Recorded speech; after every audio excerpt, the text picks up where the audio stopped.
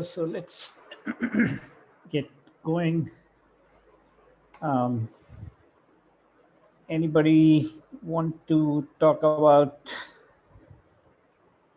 their experience last week? Any submissions, interesting results to share?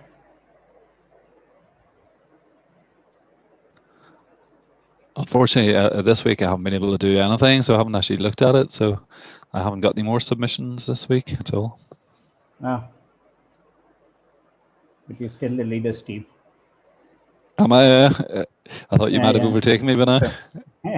No, I'll share what I did. It's like, I think I'll require this week to get past where you're at. But yeah, I think we're close before, but I kind of went off on a couple of different directions. But let me ask others before I share. Anybody else want to share what? Dinesh, any luck with the Siamese? I started on it. I'm having an issue. Some error is like during training time. I'm facing some issues. So need to look at it. But I started on it. It's a very simple model. Sorry. That's good. Yeah, and you know, if you want to share and get feedback, that's fine too. But whatever, if you want to spend more time debugging and then share, that's fine also. Okay, I'll debug and perhaps I'll ask a question. I'm just trying Okay, to. on this channel you can post as well. Okay, well, Sounds good. Anybody else want to share their attempts or thoughts? If no, I looked briefly at the XGBoost paper, XGBoost submission, but I realized that basically they're all based on all this like set of manual features that they started. So it's yeah, so I didn't pursue it any further. nice. Yeah, but you know, the branching off from there, it seems like even with BERT, Steve is finding out, or with USC or SBERT, where I'm at, or with a couple of other different approaches that I'll share in a minute, it looks like for this task, and that's kind of what makes this competition, I think, very interesting, is it doesn't neatly fit into one of the NLP slots like named entity recognition or classification or so many other tasks. It kind of seems to fall between, or natural language inference seems to fall between tasks, which necessitates, I think eventually we'll find that it just absolutely necessitates creation of features from the data rather than just off the shelf any model, in order to kind of get really good or even reach the levels of performance that people have reached with simple models. So I think that's where we're getting to. That's why I'm curious as to how far Steve can push it, push BERT without any additional features. I'm really curious about that. That said, yeah, go ahead. Yeah, I also posted two videos. So first one is basically, it's a setup for this problem, but it just came up for me, so I watched it. I think Abhishek Thakur, who is doing a lot of this YouTube, he has YouTube channel and a bunch of other stuff. He's a Kaggle guy. Yes. So he basically, he has this coding video. So it's a small, like 20-minute video that basically says how to approach this problem with BERT and like a transformers BERT. So he actually doesn't solve it, but he said like, well, there are a couple of ways to do it. One is like, two sentences, so pair of sentences. One is just two different inputs, and he talks a little bit about losses. So that was kind of useful. And the second one was just the video that came up after that was basically coding based on the paper we discussed that from 4 years ago from the Spacey guy. Ah, okay. Yeah, that's it for me. Cool. Yep. Definitely will follow up on those two posts that you have on Slack. That'd be helpful. So let me see whether I can share what I was able to do this week.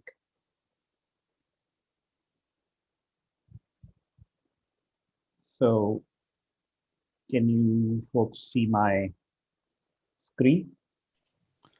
Yep. Okay.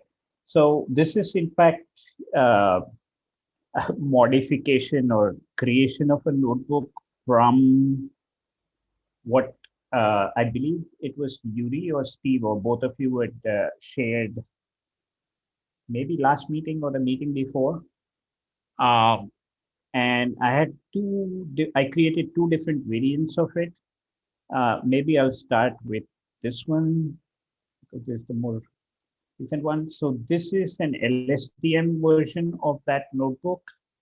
And as you can see, from the results I got were inferior, but I'll show you what it's again just the first attempt at setting up the infrastructure, and it's an LSTM network. It shuffles and it used none of the leak things that we discussed or that the guy has in the notebook, and it uses the glove vectors. So you can see that while I wasn't able to get as good as my best scores of using the USC model, which was 0.290 and 296 for public and private.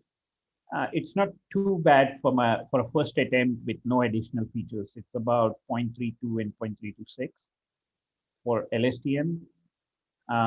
And so if I were to quickly show you folks so it's essentially taking the glove vectors, creating, see, I wasn't able to get the leaky features, but let me take it from the top so I can just quickly show you what I was able to do. You can ignore much of that, but essentially create an embeddings using the glove vectors and then process the text, do some pre-processing cleanup, and then I'm not using any stemming or stuff from NLTK. Just convert text into tokens after kind of, well, actually this just breaks the text up into words and appends it into the training the text and the labels. Then just fill it up into the two lists for question 1 and question 2. Tokenize all the words. There's a max limit that's given. And then the interesting thing, and I wish Gautam had joined, and I was curious because, he obviously makes, or I should say, trains the tokenizer or fits it on all of the training set and the test set, and then converts it into tokens. The max sequence length, Steve, was yours 60 for each, 120 total, or the first time I started with 50 each, but then in the new model, the BERT one that I was running, I think I had it like at 120, I think. Yeah, I believe that's what I recall. 120, but the 120 was for both questions together, correct? That's right. Yeah, like that's them added together. Yeah. Yeah. So this. So yours is 60 for each one, is it? Yeah. Yes. So the total is 120 still. Yep. But I think in your case, there was some question as to whether it dynamically adjusts it depending on the thing, right? That was still an open question, if I recall. Yeah, I meant to investigate that. Yeah, like I was worried that the second question would always be truncated if question one was very long. So, but I haven't got to the bottom of that yet. Whereas in your case, yeah, like there's probably a better way to do it. Yeah. Yep. I think you showed. Sorry, I think you showed distribution, and you have like couple of questions that were really long, right? Yeah, that's what I found. Yeah, there seemed to be a few like sort of outliers where there was like massively long questions, whereas like most questions were sort of less than 50 tokens, but like then there seemed to be a couple that had like 100 tokens or 200 tokens or something. What I was thinking, I haven't tried it, but what I was thinking is just you can probably like tell them that they're like basically give an answer that they're not the same, because it's there's a good chance that if it's a really long question, then it's not, it hasn't been repeated. So, and then you can make you're like basically like just move filter out really long questions and just say no, like give an answer of no for them, and then you have like much smaller. Then you won't truncate anything.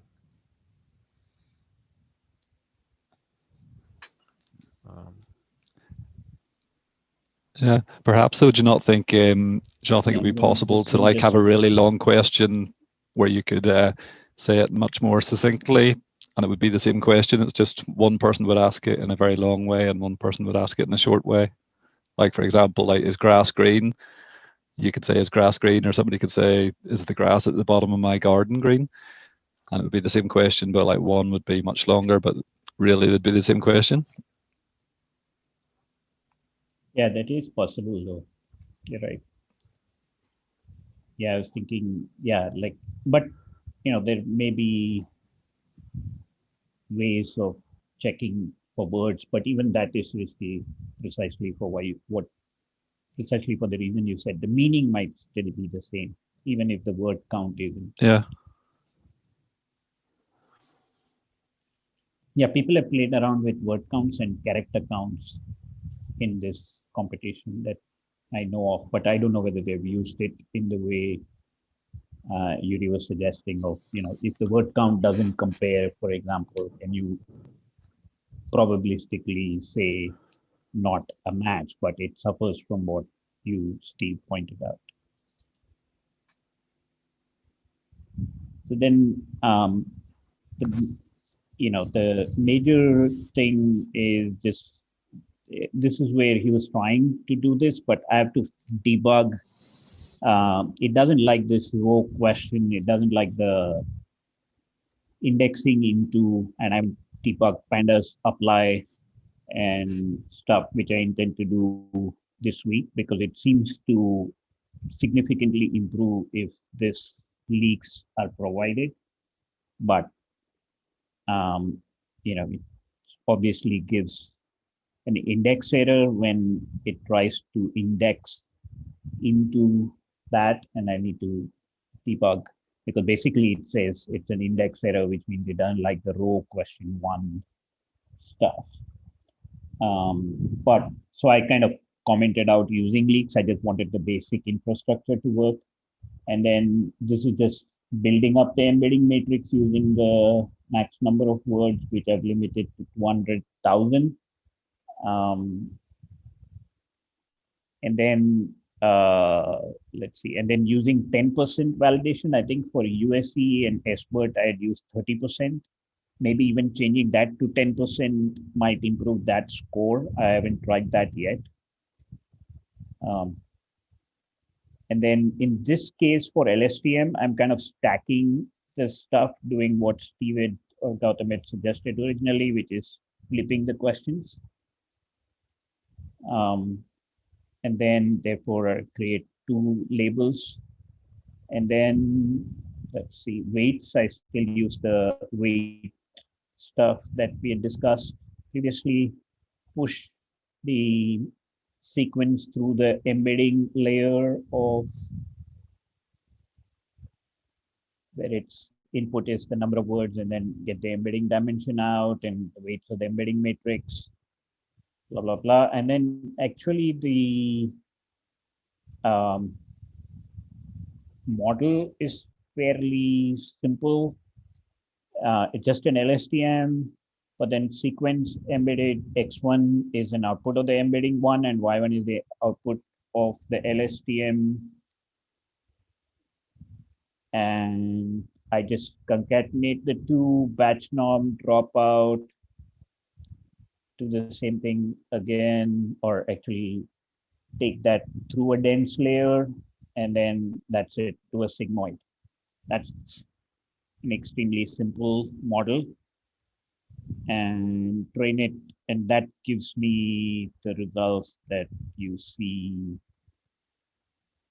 here, which is 0.32, which is, I thought, pretty good for the simple model of just using an LSTM. And actually, I also didn't train it for very long because it took a while. It takes a while for each epoch. It takes about 3 minutes per epoch. So I just trained it for 30 epochs when I was using the LSTM. So there are things to play with further to see whether I can get this score to be better in approaching or even better than the USC. At least the guy seems to say in the comments or whatever that with the leaks, and I think just with the leaks, I'm not even sure with any other features, that he gets this down to 0.16 or 0.17, which is half of the score. Can you show your training? I want to see the errors, the losses. Can you just scroll up?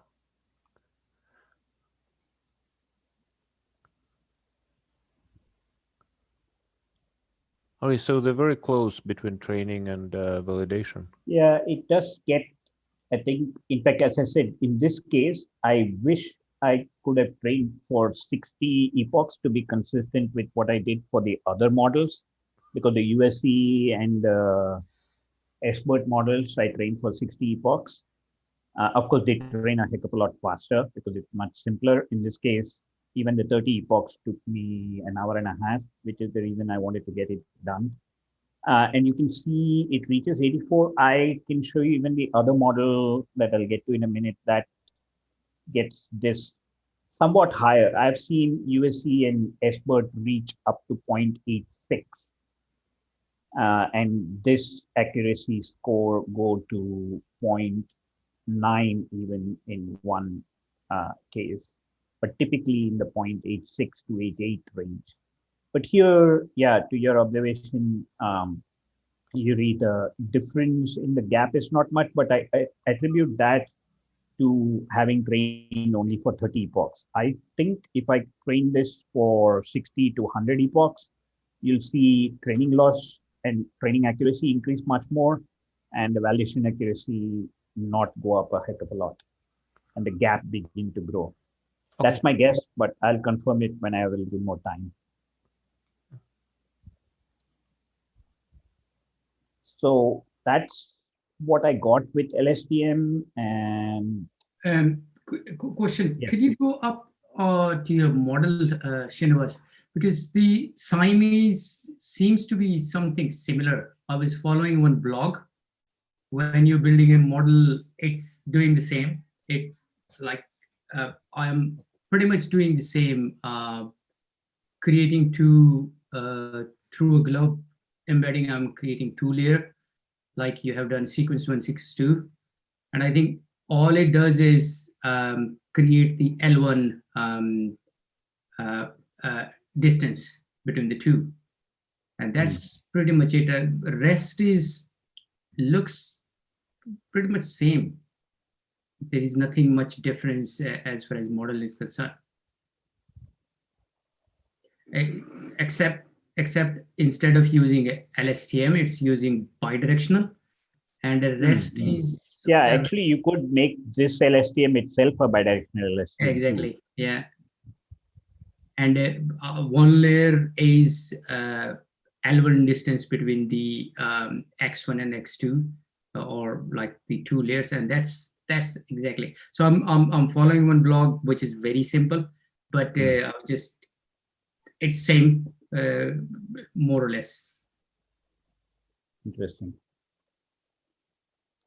Yeah, so given the simplicity, I just wanted to set up the infrastructure, and then I can play with parameters and see where I get to, or even the next focus for me is trying to get this leaks thing working, which is, I mean, conceptually, it's not that hard to figure out what he's doing, but I need to get the Panda stuff working, of the intersection and the frequency of words and that kind of stuff. With this training, are you using both sets of the data sets, like the flipped and the unflipped? Yes, I'm stacking them. Did you try before flipping to see? I'm just curious, the previous question that we had, whether... yeah, I can try that. I flipped it. I'll tell you. Yeah, that's a good experiment. I'll run that and maybe share the result without flipping. The reason I didn't do that is because I ran a slightly different model, which also I want to I'll talk to that in a minute, which didn't allow for the flipping for a reason. And so I was actually, because I didn't flip in that case, I wanted to see whether it really helps if I flipped in this case. So, but your suggestion is a good one. I'll try without flipping. So in fact, you can see the remnants of that here. You see where I only have this. And that's because in a different notebook, I'll just share in a minute, I did not flip, because in that case, I couldn't flip for a reason. Okay. And I'll share that in a minute. But yes, I'll try that. What happens with the bidirectional LSTM when you truncate? So let's say you have tokens which is length 100, you're capping them at 60. So that means you're going to read only the first 60, right? So does it just read for the bidirectional from 60, 59, or does it go all the way to 100 and then cap it from 60 from there? How does that kind of work? So in this case, at least what I did is the LSTM is bigger than the stuff than the sequence length. Oh, I see. Okay. So I did not see, I ensured, where is the stuff where I passed the parameters to the LSTM?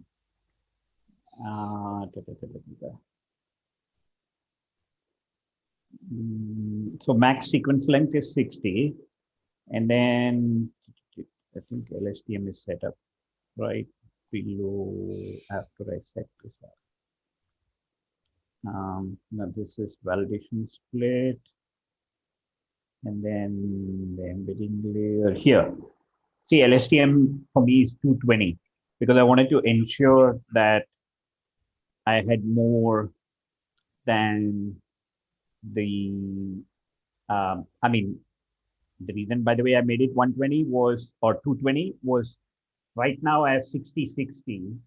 Right. I also saw, if I recall from Steve's notebook and stuff, that, I could, if I wanted to make it 100 each, in which case the LSTM would be 200.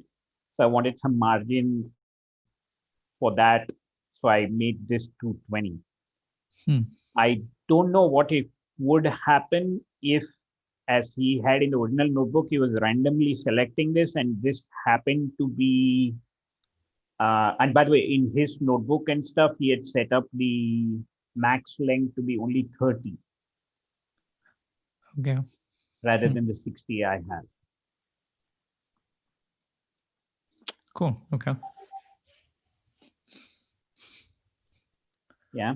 I'm kind of not clear with the bidirectional LSTM. Yeah. And your question is actually at multiple levels, right? One is if you just did the bi LSTM, and of course, if my thing is longer than my sequence, then it doesn't matter because the LSTM just is Right.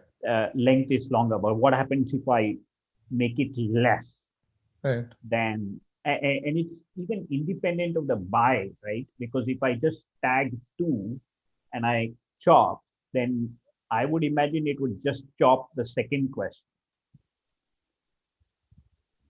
at least in an LSTM setup, because it has no way of adjusting or accommodating. I mean, it would pass in the first sequence, the second sequence would not get fully processed, right?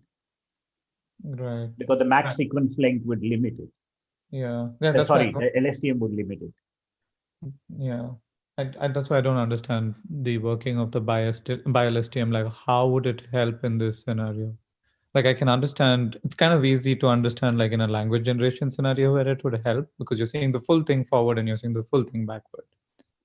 When you're chopping stuff up like this, I don't know, I'm not able to comprehend the help that you would get from a by. Yeah. Yeah, think about that question of would it help, and if so, why? Yeah, I mean, just intuitively, like to Right. see No, that's an excellent question. Of in this case, since you have parts.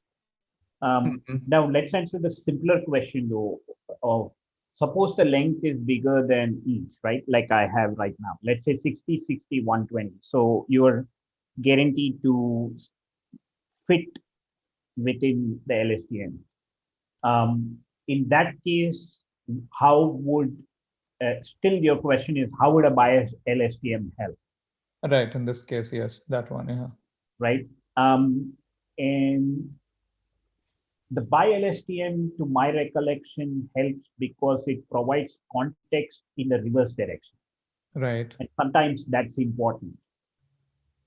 Right. So as long as you're able to fit, the BiLSTM should still help because it provides reverse context, which in a glove and stuff, you don't get that reverse context. Glove is only on a forward context. You do get the reverse context in a BERT-like thing. BERT-like encoding is context-aware encoding, but a glove encoding is not. So when you pass it to a BiLSTM, I would imagine it does better because it provides context in the reverse direction rather than context only in the forward direction. As long as it fits. In that scenario, that's what I'm saying. Like if you have 100 tokens and you're clipping at 60, so when you're going forward, you'll be looking at just 1 to 60, right? Like 0 to 59. Correct. In the by scenario, would you want it to look at from 59 to 0, or should you be looking like 99 to, what is it, 39? That's a good question, but I think you would still only want 59 to 0 because that's the only context it has when it goes forward as well. You don't want a backward context independent of the forward context. Right? Which changes there. Okay. Yeah, okay, that makes sense. Okay. Yeah, okay. Yeah.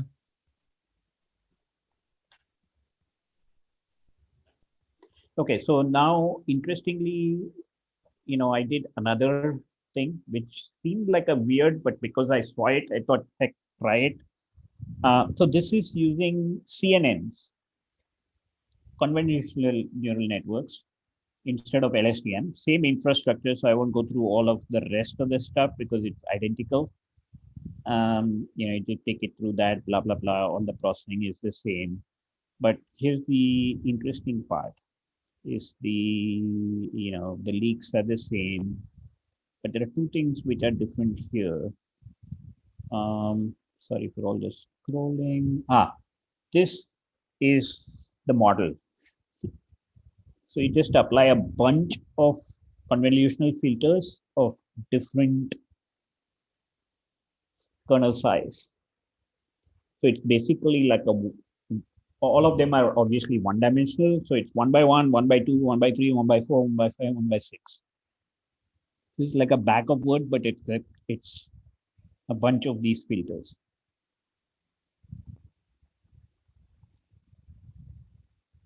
Right, and then put them through convolutional, average pool, Then same thing for B, which is the second question, and then through all of the 6 convolutional layers, and then just concatenate those, right? And get the A and B. Now remember that A is still question 1, but it's question 1 is encoded now as the CNN of 6 CNNs. Each of this is 1 by 1, 1 by 2, 1 by 3, 1 by 4, 1 by 5, 1 by 6. Right? Now, this is the reason why he said, in this case, he uses a lambda layer to take the X and the Y, these things, and passes it through. If you recall, I had done this even on the USC case, is a difference and then element-wise multiplication. So it does that. And because of the fact that it does an A minus B and an A into B, his comment, and I have to think through it, I just wanted to get the infrastructure working, is he said you can't flip the question. So in this case, I didn't flip. I did the training without flipping Q1 and Q2, and the concatenation is just the diff and the mul. One of the thoughts after finishing this that I had is probably this is not good enough, at least from my USC, meaning Universal Sentence Encoder. My experience was that having the diff and the mul added to the X1 and X2 was the better way. That gave me the best results. So I need to go back and see whether if I concatenate the X1 and X2 and then the diff and the mul, whether I get much better results. The rest of this network is very similar to what I had for the other one. But what's interesting is just the fact that I use CNNs, the class weight, blah, blah, blah is all the same. And here, to Yuri's point, I think I trained for 60. Here you can see, Yuri, that the accuracy and you can see the loss going down very significantly compared to what you saw on the LSTM side. And you can also see the distinct difference between the training accuracy is at 94.68, whereas the validation accuracy is at 86.54. Yeah, Quite so a bit it's of overfitting. Yep. Right. So you can see that unlike in case of LSTM, this thing is, quite a bit. Are the number of parameters a lot bigger in the CNN architecture of yours than the LSTM one, I'm guessing? Good question. Let's look at that.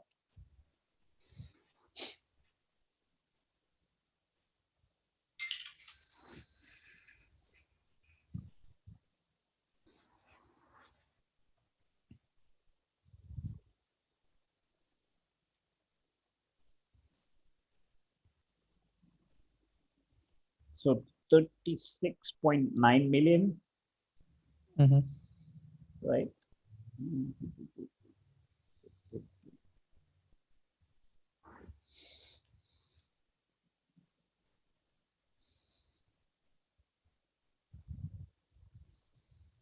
$36.6 million. 300,000 more. That's it. Okay. Interesting. Right. But as you saw, the LSTM gave though much, oops.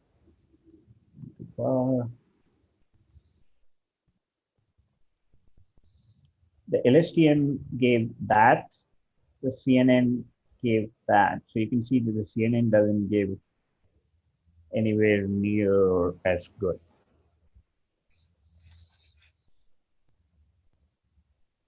At least as it is right now. But as I said, my goal was to set up the infrastructure to where I can use these models and then go tweak and play with the parameters and see whether I can provide any other features or the leaks or any of that stuff in order to get each of them to perform better.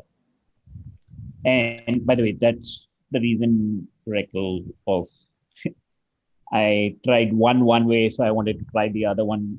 But to your point, I think I should try LSTM without the flip, and if I can add, and I kind of wish to add the actual values rather than just the difference and the multiplication to this convolutional network and see whether that helps it.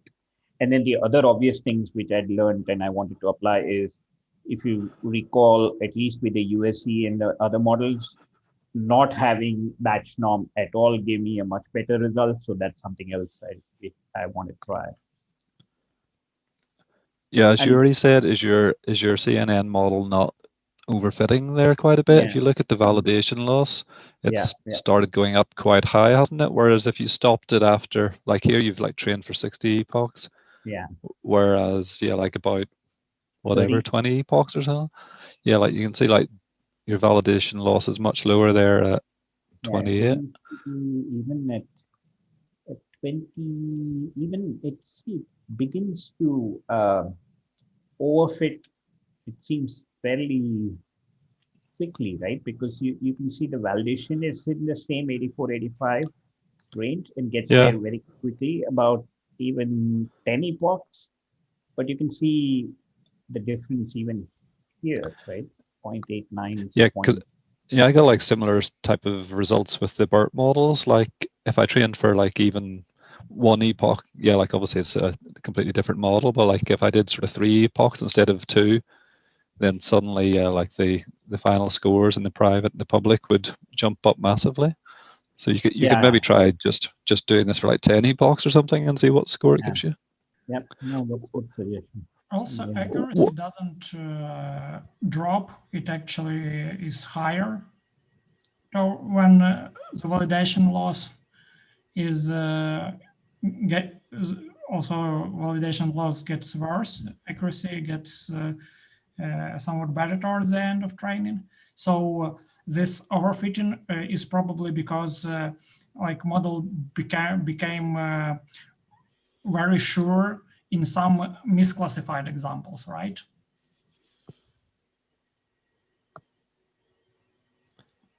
That's what it looks like to me, yeah. Excuse So, me? Arthur, your point is that the validation loss continues to, sorry, the accuracy Yeah, here continues. your validation loss gets higher, Right. but accuracy, validation accuracy does not get worse. So in terms of accuracy, model performs quite similar, but validation loss gets higher, which means probably that model gets like very sure in some misclassified example. Mm-hmm. And did you, it might be interesting to take a look at those misclassified examples, like highest losses in validation set, and like to make sense of why might Why that that's happening. happening. Those might be ambiguous, or those might be mislabeled, or maybe model learns something that it shouldn't learn. Hmm.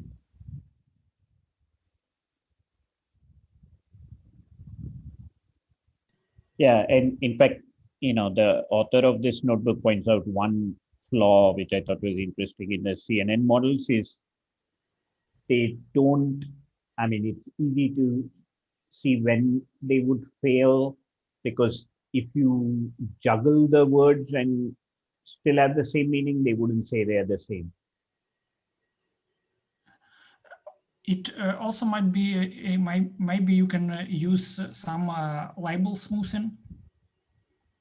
If you use cross entropy loss, you can like make it label smoothed and try that to see if it like results in some more robust Better generalization. Yeah. And there is like another thing they usually use on Kaggle, at least in some competition, is this pseudo labeling, when you use your model to label test set and then use it at training. And you can make those labels noisy, but that's probably would be like a next thing to try later. What is this technique called? There is like pseudo labeling. Oh, pseudo. When you use your model, it's like it might be similar to like noisy student, but also it might be used to when you have noisy labels in your training data, you can use your model to relabel your training data. And I'm not sure if it's like consistently results in better performance, but I saw it used sometimes, and that might be helpful. If there are, like when you look at those examples which result in the highest loss, you will see if there are some mislabeled pairs or some ambiguous pairs. And in that case, you might want to consider these techniques to improve the result. Yeah, I've seen, to your point, the self-labeling applied in some Kaggle competitions. Yeah, interesting. So those were kind of the couple of things I was able to try last week. Didn't improve on performance, but I thought at least I have a couple more avenues to pursue to see how far I can push them. Where did you get this CNN model from? Was this from one of the notebooks Again, in the Kaggle? Yeah, something in that, some post in the same competition. And I'll post these notebooks so people can play with them shortly. Yeah, that'd be good. Yeah, I'll definitely post these. I saw a post. Let me see. Do I have that here? Oh, I might even have it here. Here, this one. So you're talking about the drawback that he mentions, right, of the words getting jumbled. How would an LSTM not suffer from that? Let's think about that.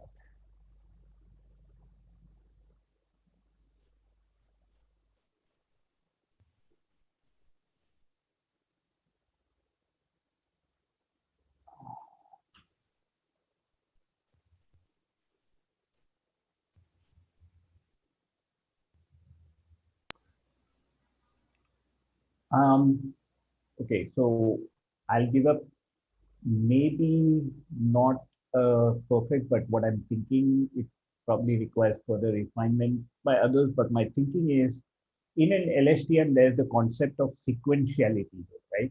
Something follows something, therefore it modifies that thing, and then that is forwarded and it goes through to where you end up with the final encoding. Hence, position matters, right? Sorry? Hence, position matters. Right. Right. Whereas when you're doing a 1, a 2, a 3, 1 by 1, 1 by 2, 1 by 3, 1 by 4, and then just concatenating them, you don't have that concept of sequence, right?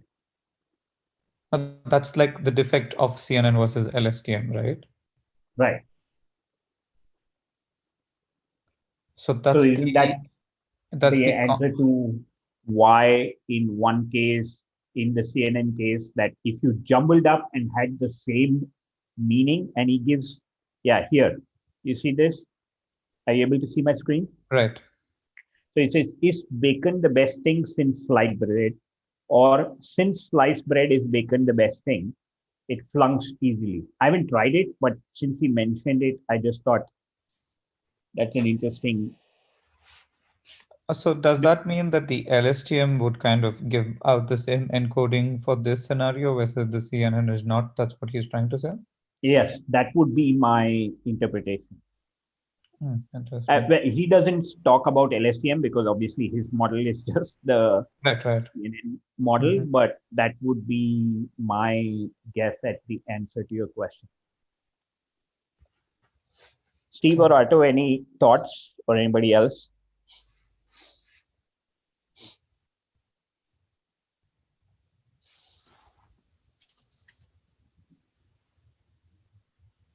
On the question Rekil asked? I'm not sure, sorry.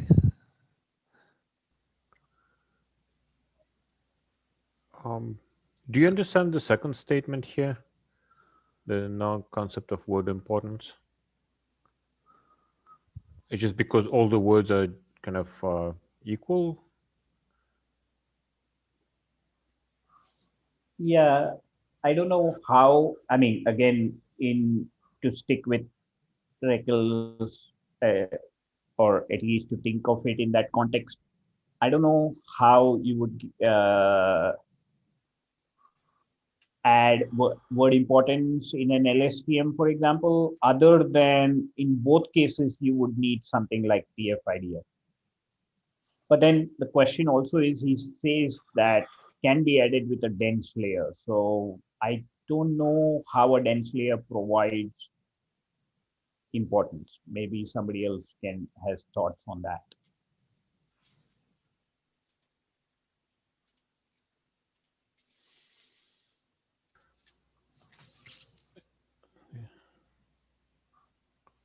And his final comment is interesting because at least so far, my experience is the reverse, right? He played with the 1D and LSTMs, and they couldn't get LSTMs to perform as well as their 1D did. Of course, they're adding, I think, other things, which is why they get that performance. He lists some of the other stuff, which I haven't bothered to go through and try yet because I wanted the basic infrastructure to work before I spend time on that. But so this is the notebook, Stephen. I'll post a link on Slack. Or this is at least, I don't think it's a notebook. I'm not sure. It's just saying, here's a convolutional model that we use. So I thought, well, I mean, let me try it with the other stuff and see whether it works. So it does produce results, but and then he goes on to list a bunch of other stuff that, here he gives up the makeup, and he seems to get 0.22 with class weights, but I didn't.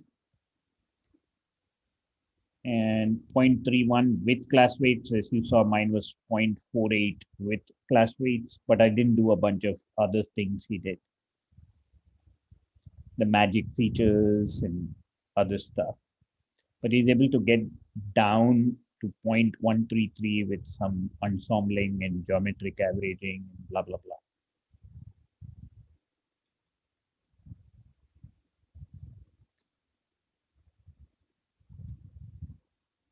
So with this CNN, you're basically saying maximum 3 words ahead and 3 words behind, right? That's pretty much your limit with this. Sorry, Rekil, couldn't hear. With a 1/6 convolution being the biggest, you're seeing a maximum of just 3 words ahead and 3 words behind. Yeah. Okay.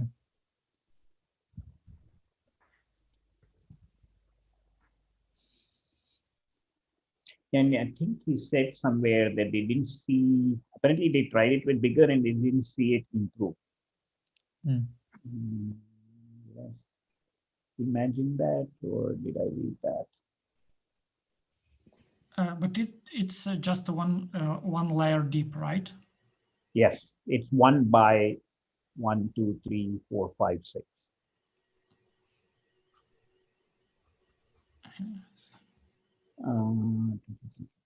Let me see where he. Yeah, here.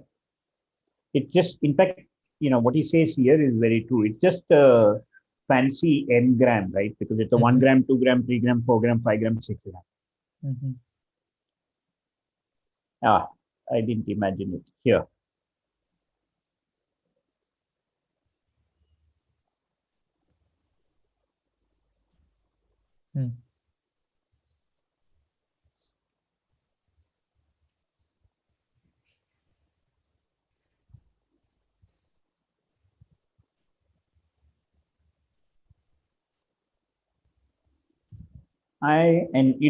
Obviously, fair warning to Kaggle users is you can't buy everything, and they say it, but I don't. Sorry, question, Yuri.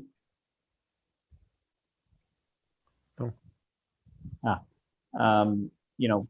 This part I'm not sure I buy, and that's why I want to try without destroying and providing the actual input rather than just the difference and the element-wise multiplication.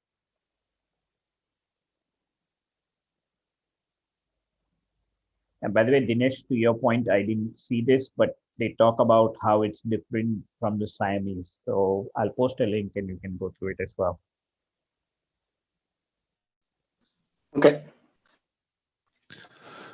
Is this kernel, is this actually one of the winners in the competition? Nah, I don't think so.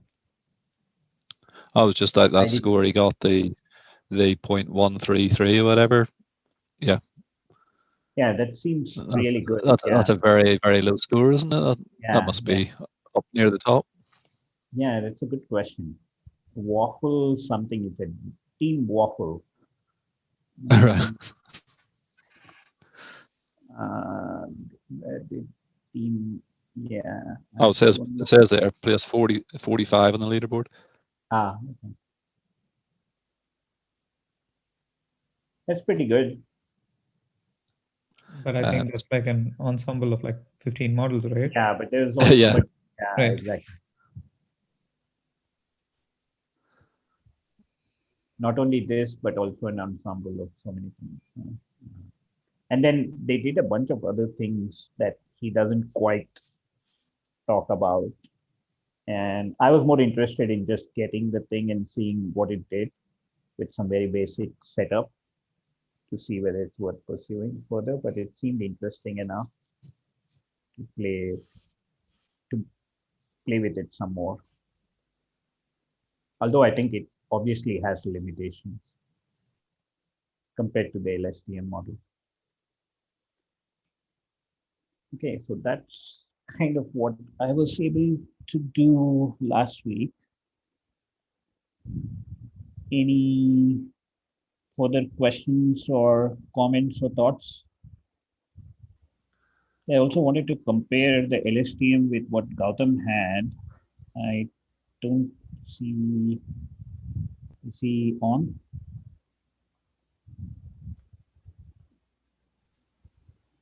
No, he doesn't seem to be here this week. He was showing some of his results on Thursday meetings. So, but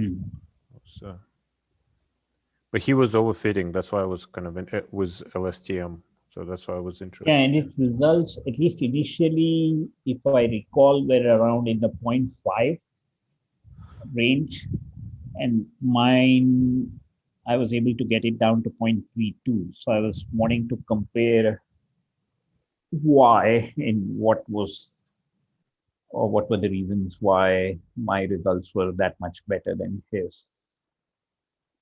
So I was curious, but anyway. I have a question on the data actually. So I think I knew the answer before and I forgot now. So the test data comes in two files. There's a test.csv that's zipped, and then there's unzipped test.csv. What's the difference between them?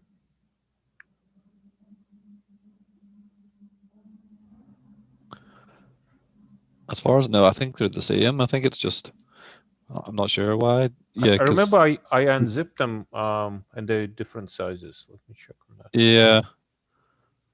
I think that they only use one of the files though, because like that caught me out originally, because like the training data, you have to unzip it to use it, and I can't remember off the top of my head, but yeah, I saw it, and there was one of the test files that I used, and if you use the other one, then it doesn't give you results that you can submit.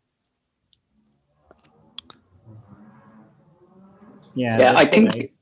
Yeah, I think if you use a zip file, I think zip file is the correct one. So you get the answer. I think it's using a zip file rather than unzipping it. So you read zip file, and then if you submit, then you go for. Then So you get the results. so the other one is not, it's given, but it's not used in scoring. I think Yeah, it so might be a sort of cut down version, which doesn't Mm. contain the whole thing, and so you can't submit from it because you didn't have the full test set. I think. Okay, I think actually the unzipped one is bigger. I can't remember, but certainly one of them, I'm pretty sure you can't submit from it. So Okay. whichever, yeah, like so, like my notebooks, they're on Jovian or whatever. If you look at them, you'll see which one I use. Okay, thanks.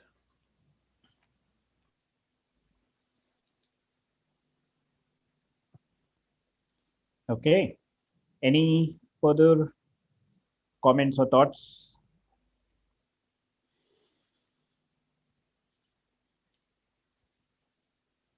Okay, we'll play some more. Hopefully, Dinesh, feel free to post any issues you have with SAMIs. I'll post the link to this convolutional network Kaggle post, as well as shortly post both my notebooks as well for people who want to play with it and try different things.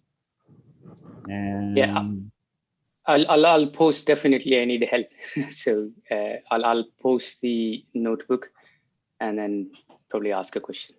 Yeah. Okay, sounds good. All right. Any further comments or thoughts, folks? If not, let's aim to get better by next week.